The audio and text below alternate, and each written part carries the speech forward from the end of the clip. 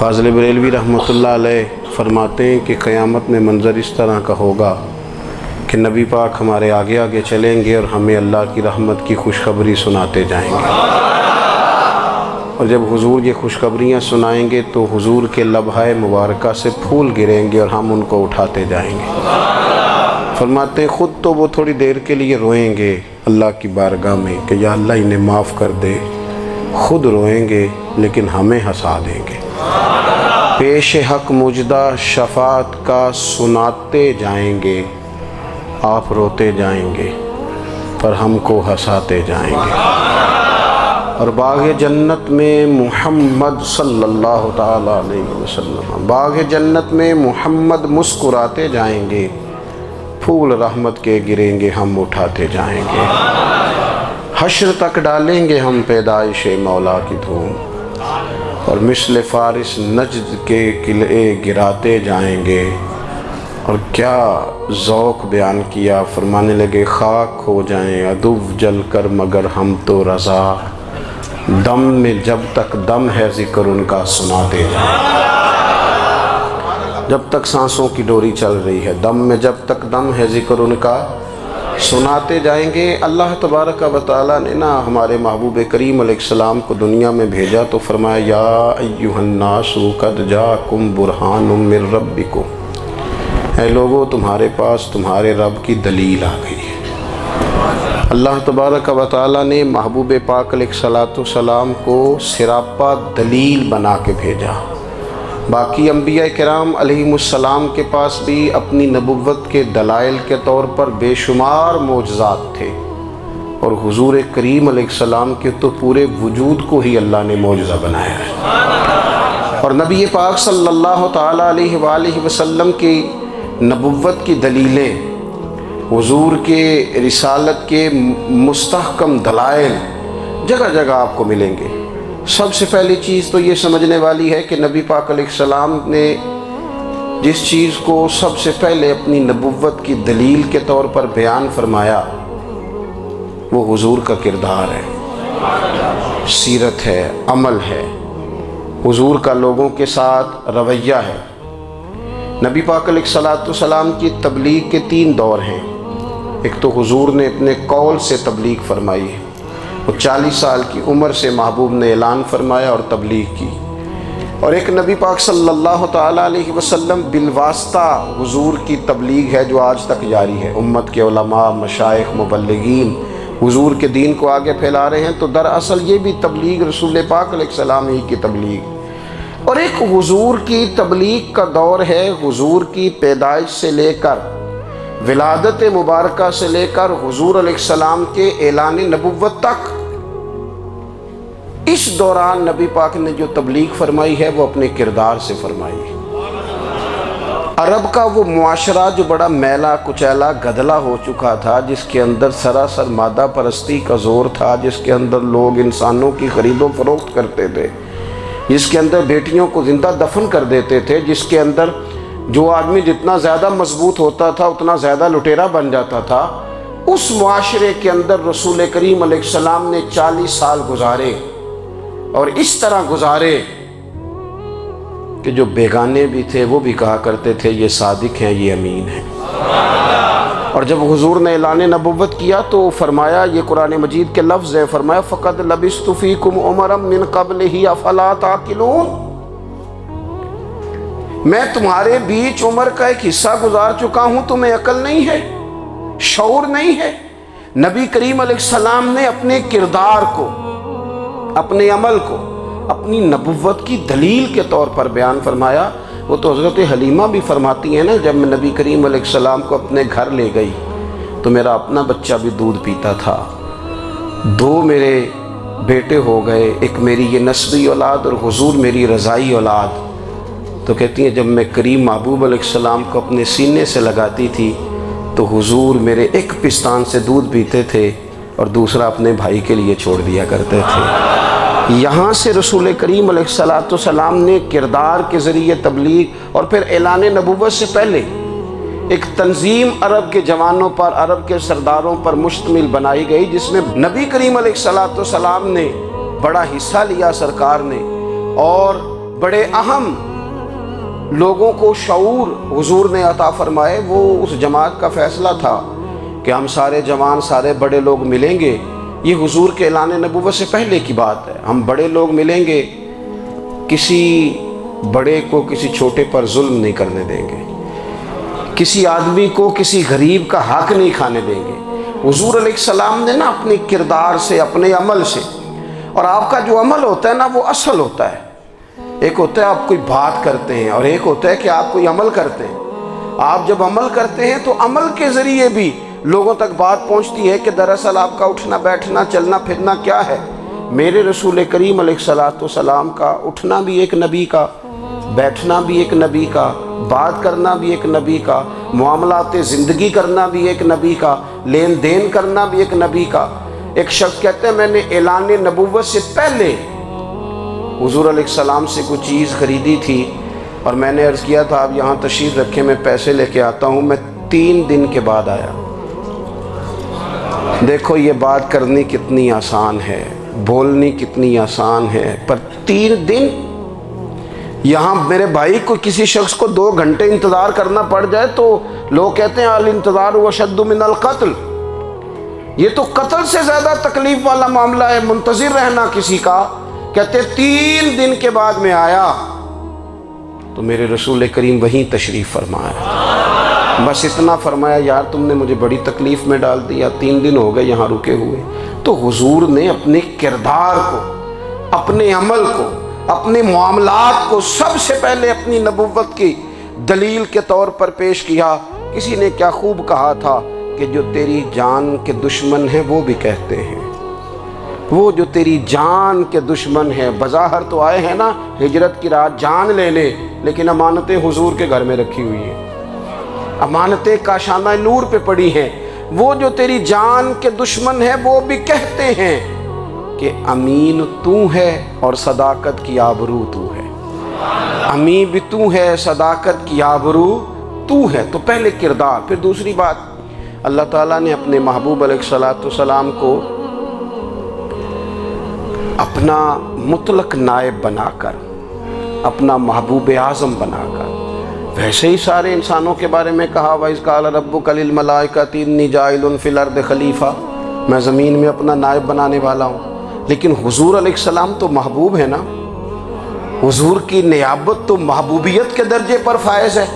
तो रसूल पाक को रब करीम ने इस तरह का बना के भेजा कि हज़रत अब्दुल्ला इब्न रवाहा रज़ियल्लाहु ताला अन्हु बयान फरमाते हैं कि अगर हुजूर कोई मौजज़ा न भी दिखाते, नबी करीम अलैहिस्सलाम से कोई एजाज़ लोग न भी देखते, तो महबूब का तो चेहरा ही इस तरह का था, लोगों ने देखते जाना था और कलमा पढ़ते जाना था। लेकिन बावजूद इसके मेरे रसूल पाक का एजाज़ ये है, कमाल ये है कि हुजूर कभी इशारा कर दें तो चाँद 2 टुकड़े हो जाए, कभी दुआ मांग दें तो डूबा हुआ सूरज वापस आ जाए, कभी महबूब गुजरने लगे तो पत्थर आप पर सलाम पड़े, कभी हुजूर पहाड़ पर चढ़ जाएं तो पहाड़ वजद में आकर झूमने लगे। महबूब का कभी नमाज पढ़ाते इरादा बन जाए तो अल्लाह ताला किबले का रुख ही तब्दील फरमा दे। क्या खूबसूरत सोच है और क्या नज़रिया देते हैं बरेली के इमाम। फरमाते हैं इजाबत का जोड़ा, इनायत का सेहरा, दुल्हन बन के निकली दुआए मोहम्मद, और इजाबत ने झुक कर गले से लगाया बड़ी नाज से जब दुआए मोहम्मद। देखो खुदा की रज़ा चाहते हैं दो आलम, खुदा चाहता है रज़ाए मोहम्मद सल्लल्लाहु ताला अलैहि वसल्लम। और एक मकाम पे फरमाते हैं नाइबे दस्ते कुदरत पे लाखों सलाम, नाइबे दस्ते कुदरत पे लाखों सलाम। तो अल्लाह ताला ने नबी पाक सल्लल्लाहु अलैहि वसल्लम को जो एजाज़। फिर एक और बात, हुजूर उम्मी है, दुनिया में आकर महबूब ने किसी से पढ़ा ही नहीं। मेरे महबूब ने जितना पढ़ा है रब करीम से ही पढ़ा है। अर्रहमान वल्लमल कुरान खलकल इंसान, रहमान ने कुरान सिखाया फिर इंसान बनाया। अल्लाह तबारक व तआला की बारगाह करम से हुजूर ने लिया। रसूल करीम उम्मी हैं, ये भी हुजूर की नबुव्वत पर एक बड़ी दलील। देखो एक होता है कोई आदमी बचपन से ही किसी चीज़ से शगफ रखे और जब उसकी उम्र बड़ी हो जाए तो कहते हैं इसका तजर्बा बड़ा हो गया है, یہ پہلے کچھ شعر کہتا تھا، کوئی ادبی جملہ کہتا تھا، تو اب اس کی یہ کام کرتے کرتے عمر بڑی ہو گئی ہے تو رسوخ حاصل ہو گیا۔ 40 سال کی عمر مبارک تک نبی کریم نے ایک شعر بھی نہیں کہا۔ حضور علیہ السلام نے کبھی کوئی ایسی بات، ویسے تو حضور کی ہر بات حکمت والی، لیکن جس کو عرب کے لوگ اپنے لہجے میں شاعری یا اپنے لہجے میں ادب کہتے تھے، وہ حضور نے بیان نہیں فرمایا۔ لیکن جب 40 سال کی عمر میں اعلان نبوت کیا تو پھر بڑے بڑے فصیح و بلیغ، بڑے بڑے سیانے طفیل بن عمر کہتے ہیں کہ اس شخص کو بھی میں نے دیکھا جسے بڑا ناز تھا اپنی فصاحت اور بلاغت پر، اور جب وہ حضور کے پاس آیا اور اس نے آ کے کچھ باتیں کی تو محبوب خاموشی سے سنتے رہے، اور جب وہ چپ کر گیا تو میرے کریم نے صرف سورہ فاتحہ پڑھی۔ کبھی اٹھتا تھا، کبھی بیٹھتا تھا، کبھی غور کرتا تھا، کبھی دائیں جاتا تھا، کبھی بائیں جاتا تھا، پھر کہنے لگا بتاؤ نا کلام کس کا ہے؟ فرمایا اس رب کا، اس رب کا، اس رب کا جس کا میں رسول بن کے آیا ہوں۔ نبی کریم صلی اللہ تعالیٰ علیہ وسلم امی ہیں، لیکن حضور نے کائنات کے رازوں سے پردے ہٹا دیے، نبی کریم نے جینے کے سلیقے بتا دیے، حضور نے ہر شخص کو اس کے مقصد حیات سے آگاہ کر دیا۔ نبی کریم علیہ السلام نے وہ فلسفہ حیات بیان کیا کہ لوگوں کو صرف جینے میں ہی مزہ نہیں آیا، مرنے میں بھی مزہ آنے لگا۔ لوگ آگے بڑھ بڑھ کے جانیں پیش کرنے لگے، اپنی اولادیں قربان کر، جو فلسفیوں سے کھل نہ سکا اور نکتہ وروں سے حل نہ ہوا، وہ راز ایک طیبہ والے نے بتلا دیا چند اشاروں میں۔ محبوب کریم امی ہیں، لیکن حضور نے اس طرح دنیا کو سکھایا، اس طرح دنیا کو پڑھایا، اس طرح حضور نے علم کے چراغ اور دیپ روشن کیے کہ قیامت تک جسے روشنی ملے گی نا، اسے صرف دروازہ مصطفیٰ سے ملے گی، اسے رسول کریم علیہ السلام کے در دولت سے ملے۔ کچھ لوگوں نے کہا کہ اپنے پاس سے آیات بنا کے لاتے ہیں، اپنے گھر میں بیٹھ کے دعوے کر لینا تو کوئی مشکل کام نہیں نہ ہوتا، سارے لوگ ہی کر لیتے ہیں۔ بلکہ وہ ہمارے ایک بزرگ کہا کرتے تھے، خیالی پلاؤ پکائیے ٹکے ہو کدے بھی کاٹ نہ پائیے، کیونکہ کون سا پیسوں کا ڈالنا ہے، زیادہ ڈالیں آپ اور زیادہ ڈالیں۔ بہت سارے لوگ ہیں آج بھی، کچھ لبرل ہیں بیچارے، کچھ دین بیزار طبقہ ہے، وہ کہتے ہیں جناب ہمیں تو جدید باتیں بتائیں، ہمیں تو نئے اسلوب کے مطابق لے کے چلیں، ہمیں تو او بھائی سن، میرے نبی پاک علیہ السلام نے فرمایا میرا قرآن کبھی پرانا نہیں ہوگا، اسے پڑھ کے دیکھ، اس کی جدت کا حسن دیکھ، یہ تو کھلا ہوا باغ ہے، تو ایک دفعہ اس کے قریب آئے گا تو خوشبو ملے گی، دوسری دفعہ آئے گا تو اس سے زیادہ تازی ملے گی، ایک دفعہ پھل کھائے گا تو مزیدار ہوگا اور دوسرا کھائے گا، ہو سکتا ہے شکل ملتی جلتی ہو لیکن ذائقہ بڑا نرالا ہوگا۔ تو تو صحیح نا، جب کچھ لوگوں نے کہا یہ خود سے بنا کے آیات لاتے ہیں تو فرمایا وَإِن كُنتُمْ فِي رَيْبٍ مِّمَّا نَزَّلْنَا عَلَىٰ عَبْدِنَا فَأْتُوا بِسُورَةٍ مِّن مِّثْلِهِ، اگر تمہیں کوئی شک ہے اس میں جو ہم نے اپنے بندہ خاص میں نازل کیا ہے تو تم بھی اس جیسی ایک آیت بنا کے لاؤ۔ اور چلو چیلنج کھلا ہی دے دیا، فرما وَادْعُوا شُهَدَاءَكُم مِّن دُونِ اللَّهِ،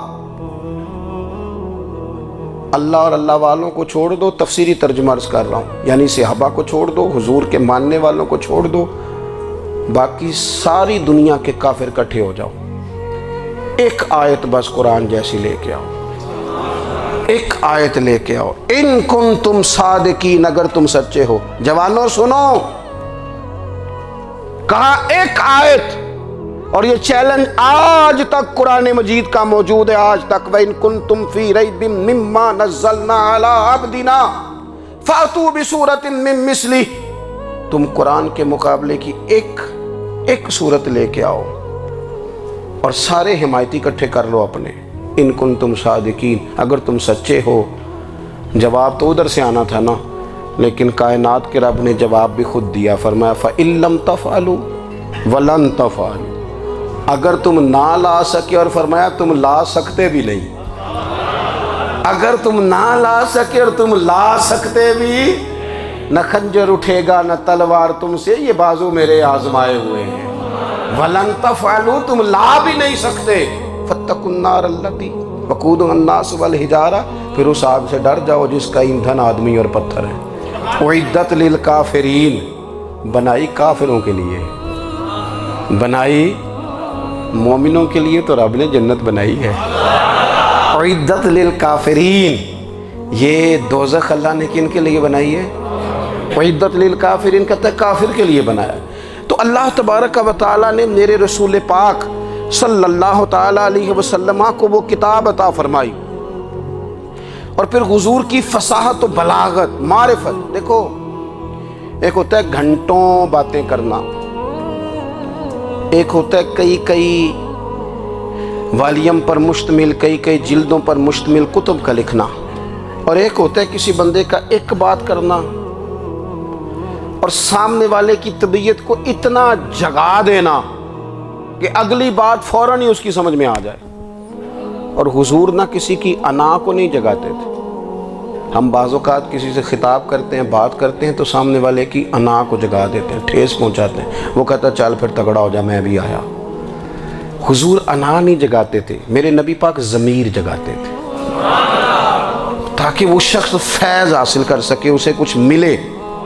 नबी करीम का जो अंदाज़े तकल्लुम है वो इस तरह का होता था कि इंसान खुद ब खुद खेल उठता था कि मतलब ये बात होने क्या लगी है, मतलब हुजूर क्या फरमाने लगे। नबी करीम सल्लल्लाहु तआला अलैहि वसल्लम, एक दिन महबूब करीम ने सहाबा के बीच हुजूर की फसाहत व बलागत देखे, फरमाया महबूब ने कितना नादान है वो शख्स जो अपने माँ बाप को गाली दे। खली हो गई लोगों की आंखें, कान खड़े हो गए कि या रसूलल्लाह कौन ऐसा बदबख्त है जो माँ बाप को गाली देगा। तो अब जब सवालात ज़हनी सतह पर पूरी तौर पर उभर गए ना, तो अब रसूल करीम ने बात समझाई। ये है फसाहत व बलागत, तेरे आगे हैं यूं दबे लचे फुसहा अरब के बड़े बड़े, कोई जान मुँह में ज़ुबान नहीं, नहीं बल्कि जिस्म में जान नहीं। या रसूलल्लाह कौन ऐसा नालायक है जो माँ बाप को गाली दे। अब जब ज़हनी सतह यहाँ तक उभर आई तो अब हुजूर ने समझाया, फरमाया जब तुम किसी के माँ बाप को गाली दोगे ना, तो वो भी तो जवाब में तुम्हारे माँ बाप को देगा ना। तो फी नफ्स ही ये तुमने खुद जुल्म किया है अपने माँ बाप पर। क्यों तुमने ऐसा लहजा इख्तियार किया कि जिससे सामने वाले की अना जाग जाए और वो तुम्हारे मुकाबले में आकर के खड़ा हो जाए। क्यों तुमने इस तरह के अंदाज इख्तियार किए कि जिससे सामने वाला भी सारे पंजे खड़े करके बाहर निकल आए और कहे आ जाओ फिर मैं भी मैदान में हाजिर हूँ। रसूल करीम की फसाहत बलागत देखे ना, हुजूर दो चार जुमलों में सारी बात समझा जाते।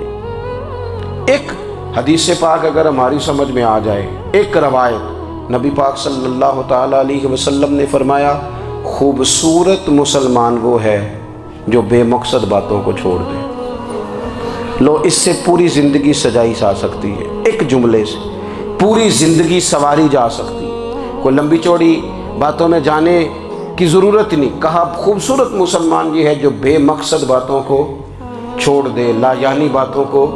क्या कहते हैं हमारे देहात के लोग, जेड़े पिंड जाना नहीं ओदा राह पूछने दी।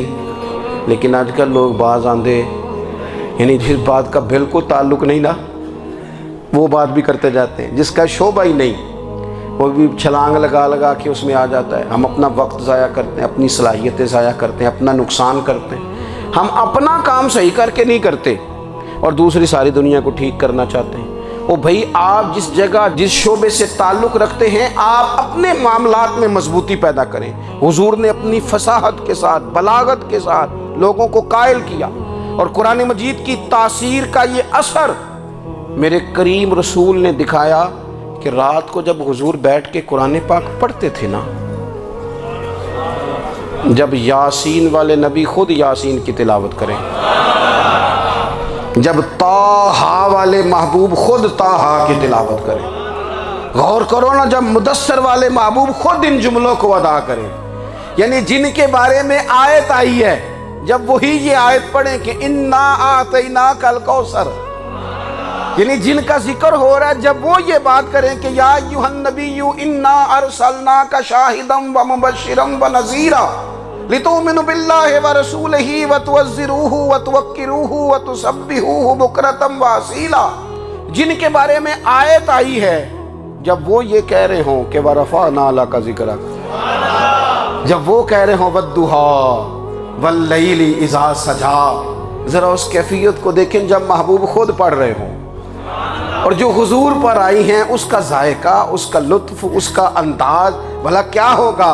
حضور جب رات کو پڑھتے تھے نا قرآن پاک، تو جو پکے کافر تھے نا، ابو جہل جیسے لوگ، وہ بھی جھاڑیوں میں چھپ چھپ کے مدینے والے کی تلاوت سنا کرتے، حضور کی تلاوت سنا کرتے تھے۔ یہی بہتر ہے کہ پردوں میں وہ پردہ پوش رہے، وہ اگر پردے ہٹا دے تو کسے ہوش رہے۔ رسول کریم علیہ السلام کی تلاوت کا سننا، قریب جانا، یہ اعجاز ہے۔ حضرت فاروق اعظم کہتے ہیں میں طبیعت کا بڑا ڈاڈا تھا، مزاج کا بڑا سخت تھا، زندگی ہمیشہ ڈٹ کر گزاری، باتوں پر کھڑا رہنا آتا تھا، پر جب میری بہن نے مجھے چند آیتیں سنائی نا تو میں تڑپ ہی گیا۔ کروں آیا سا مار مقامنے نو، ہن مینو مار دے لے چلو، اوے متے عمر دی عمر برباد ہو جائے جتھے عمر سوار دے لے چلو۔ یہ اعجاز ہے رسول کریم صلی اللہ تعالیٰ علیہ وسلم پر نازل ہونے والی کتاب کا۔ پھر حضور نے خبریں دی، نبی پاک نے خبریں دی۔ حضور نے فرمایا روم فتح ہوگا، وہ ہوا۔ نبی کریم علیہ السلام نے فرمایا شام فتح ہوگا، تو شام فتح ہوا۔ فرمایا ایران فتح ہوگا، تو ایران فتح ہوا۔ سراقہ بن مالک کہتے ہیں ایک گاؤں پر بھی مسلمانوں کی حکومت نہیں تھی، ایک گاؤں پر۔ حضور مکہ مکرمہ سے نکل رہے تھے، مدینہ طیبہ تشریف لے جا رہے تھے، ابھی راستے میں تھے، میں 100 سرخ اونٹوں کے لالچ میں معاذ اللہ حضور کو گرفتار کرنے پہنچ گیا۔ محبوب نے حکم دیا، حضور کا معجزہ میں نے آنکھوں سے دیکھا، میرا گھوڑا زمین میں دھستا چلا گیا، میں نے معافی مانگی، حضور نے معاف کر دیا۔ میں نے سمجھا اچانک ہو گیا ہے، یہ منوانا بھی بڑا مشکل کام ہے۔ شجر و حجر پہچان گئے، انسان کی نظروں میں شاکی رہا۔ یہ کچھ ایسے لوگ ہیں جن کو منوانا توبہ توبہ، ماننے کو تیار نہیں، دیکھ دیکھ کے بھی ماننے کو تیار ہے نہیں، ماننے کو تیار ہی نہیں۔ کہتے ہیں کہ میں نے پھر چاہا آگے بڑھنا، تو پھر زمین کے اندر میرے گھوڑے کے پیر دھنسنے لگے، پھر معافی مانگی۔ کریم تیرے معاف کرنے کی ادا پہ بھی قربان جائیں۔ یہ نہیں فرمایا کہ تو بار بار یوں ہی کرتا ہے، فرمایا معافی مانگتا ہے، جا میں نے معاف کیا۔ کہتے ہیں 3 دفعہ میں آگے بڑھا، 3 دفعہ حضور نے معاف کیا، تو مسکرا کے فرمانے لگے تو یہاں مجھے گرفتار کرنے آیا ہے، وہ کیسر روم کا علاقہ فتح ہوگا۔ وہ کنگن جو پہنتا ہے نا ہاتھوں میں، بادشاہ کے کنگن معروف ہیں، وہ تیرے ہاتھوں میں آئیں گے۔ اللہ کرے آپ سمجھیں، یہ جو لوگ ڈری ڈری سہمی اور ہمارے بچے مایوسی کی معاذ اللہ باتیں کرتے ہیں، وہ دیکھیں حضور کس طرح کی گفتگو فرماتے ہیں۔ ابھی ایک گاؤں پر بھی اسلام کی حکومت نہیں، لیکن حضور کا خبر دینے کا انداز۔ کریم فرمانے لگے وہ کیسر روم کے جو کنگن ہوں گے وہ تیرے ہاتھوں میں آئیں گے۔ جناب سراقہ بن مالک فرماتے ہیں کہ میں مسلمان ہو گیا، حضور کا وصال ہو گیا، کنگن نہیں آئے۔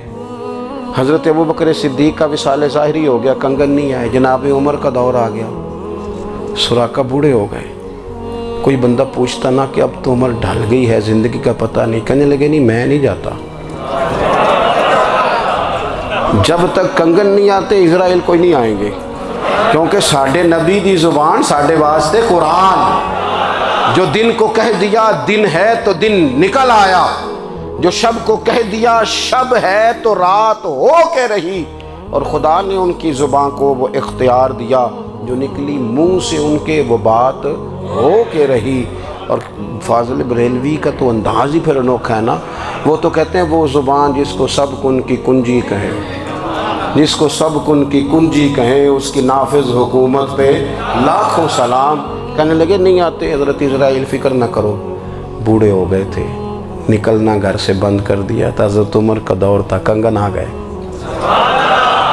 حضرت فاروق اعظم نے ان کے پوتوں سے، نواسوں سے، بچوں سے کہا جاؤ بلا کے لاؤ، کا دادا جان بوڑھے ہیں، فرمایا تم کان میں کہہ دینا کنگن آ گئے، پھر تم دیکھنا تو صحیح۔ پھر حضرت سراقہ آئے، حضور نے جو خبریں دیں، نبی پاک علیہ السلام نے جو گزشتہ قوموں کے احوال بیان کیے، اور پھر میرے نبی پاک علیہ السلام نا دنیا میں عزتیں دینے آئے، عزتیں۔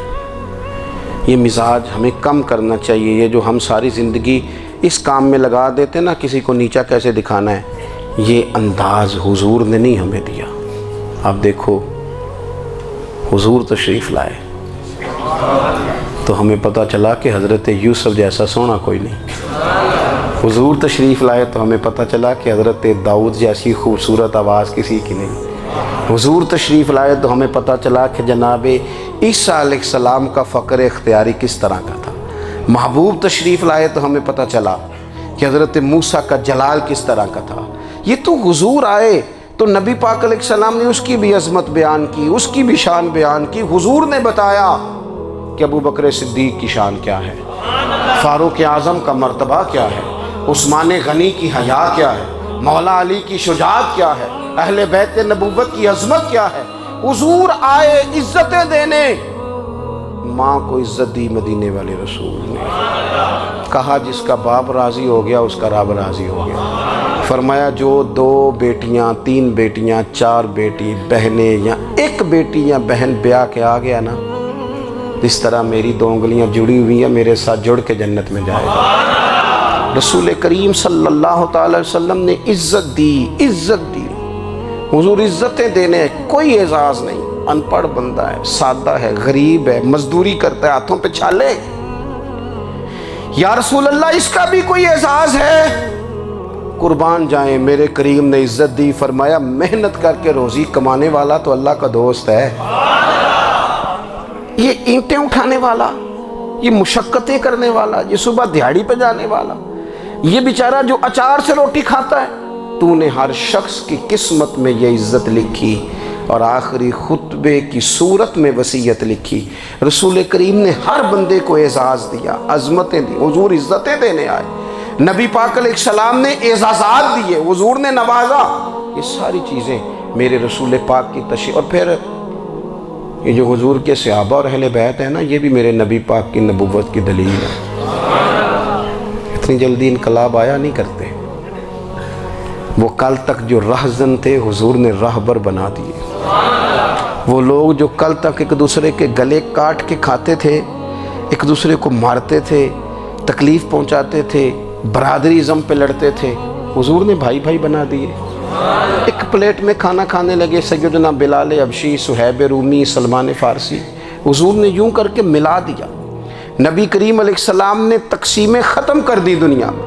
حضور کے صحابہ نے اپنا کردار اس طرح کا دکھایا، اتنا بلند کیا، اور صحابہ کرام علیہم رضوان اس کو دیکھ کر اتنی بلندیوں پہ گئے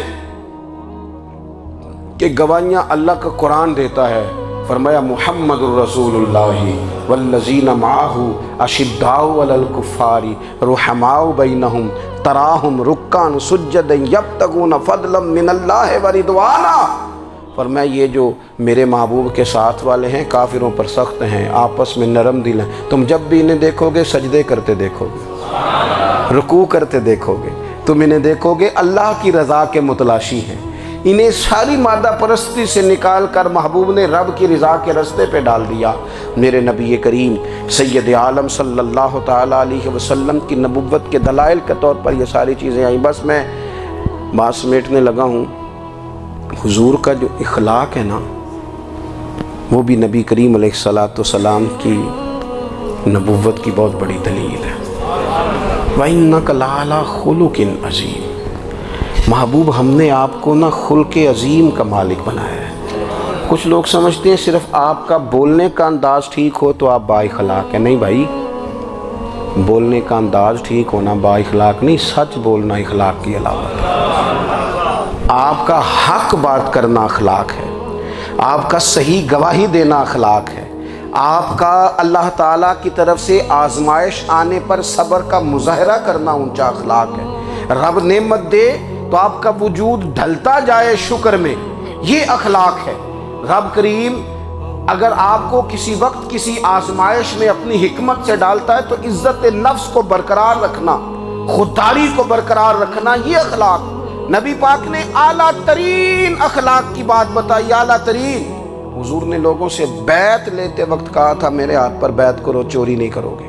نبی پاک علیہ السلام نے مختلف امور پر بیعت لی. حضرت حکیم بن حزام کہتے ہیں حضور نے میرے ہاتھ پہ ہاتھ رکھ کے کہا میرے ہاتھ پہ ہاتھ رکھ کے بیعت کرو کہ کسی دنیا دار سے سوال نہیں کرو گے، خودداری سے زندگی گزارو گے، عزت نفس سے جو رب نے تمہیں دیا ہے تم اس پر راضی رہو گے، لوگوں کی جیبوں کو ٹٹولنا، دوسروں کی دولتوں پہ راج کرنا، دوسروں کے مال پر نگاہیں ڈالنا اللہ کے حبیب نے پسند نہیں فرمایا۔ فرمایا بیعت کرو کہ تم کبھی کسی سے سوال نہیں کرو گے، حد ہو گئی۔ نبھانے والوں نے پھر اس عہد کو نبھایا اور کمال کر دی۔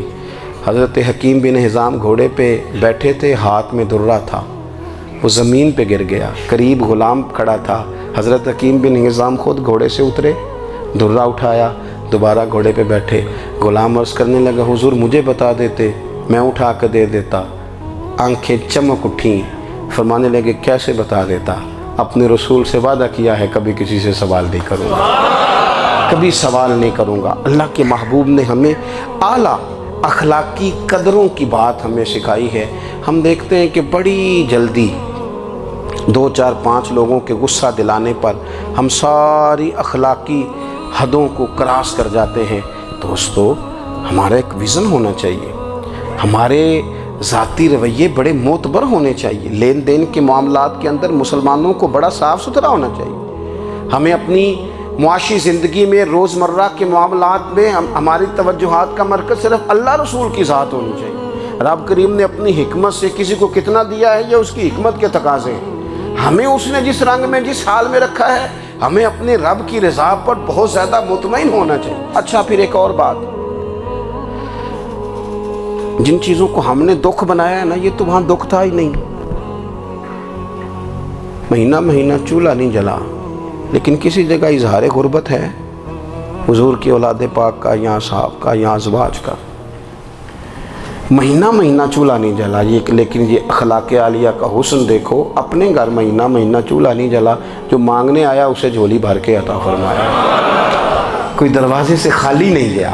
عزیز بھائی اگر زندگی میں اخلاقی قدریں ہم اپنا لیں اور ہم تھوڑا تھوڑا کر کے اپنے آپ کو تبدیل کریں، ساری زندگی توجہ رہی کہ فلاں کیا کر رہا ہے فلاں کیا کر رہا ہے، تھوڑا سا گردن کو جھکا کے اپنے اوپر توجہ ڈالیں، اپنے آپ کو وقت دیں، حضور کے اخلاق عالیہ کی روشنی میں، تعلیمات حسنہ کی روشنی میں ہم اپنے کردار و عمل پر تھوڑی توجہ دیں۔